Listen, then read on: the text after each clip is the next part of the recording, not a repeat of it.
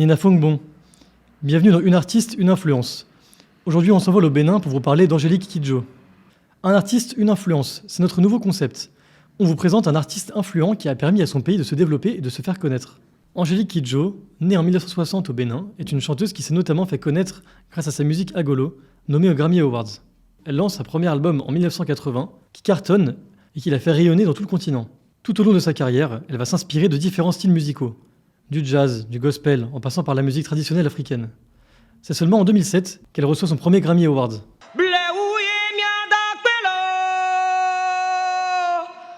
Elle remporte avec son album Gin Gin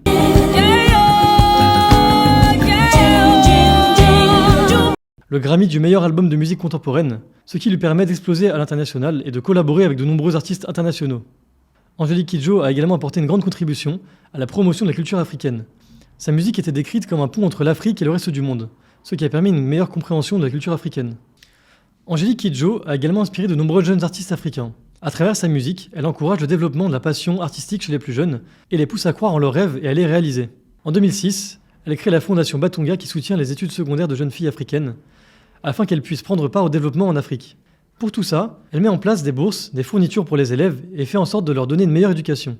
En 2017, Angélique fonde un spectacle nommé Femmes Noires qui met en avant les femmes africaines et qui sera présenté en clôture du 71e Festival d'Avignon. Rien que ça.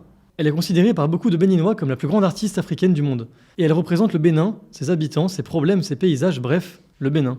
Elle utilise sa musique comme moyen d'expression, elle y parle de ses propres influences, ce qui l'entoure et surtout ce qui la touche.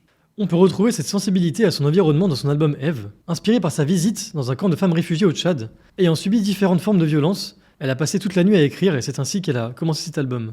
Album qui a remporté le Grammy Award du meilleur album de musique au monde en 2014.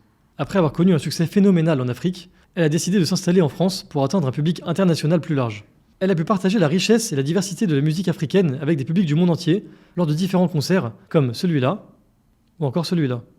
Angélique Kidjo a utilisé sa voix pour défendre les droits humains et la justice sociale, travaillant avec des organisations telles que l'ONU, l'UNICEF et Amnesty International pour soutenir des causes telles que l'éducation, la santé, l'égalité des sexes, la lutte contre le VIH, la paix et la justice.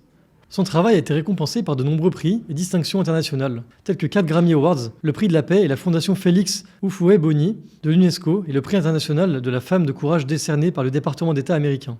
Elle a également été une source d'inspiration pour de nombreux jeunes artistes africains, en leur offrant une plateforme pour se faire connaître à l'international. Son art et son engagement sont une source d'inspiration pour les artistes du monde entier qui cherchent à faire entendre leur voix et à défendre des causes importantes. En résumé, Angélique Kidjo a brillamment éclairé la richesse culturelle et musicale de son pays natal, le Bénin, pour le monde entier.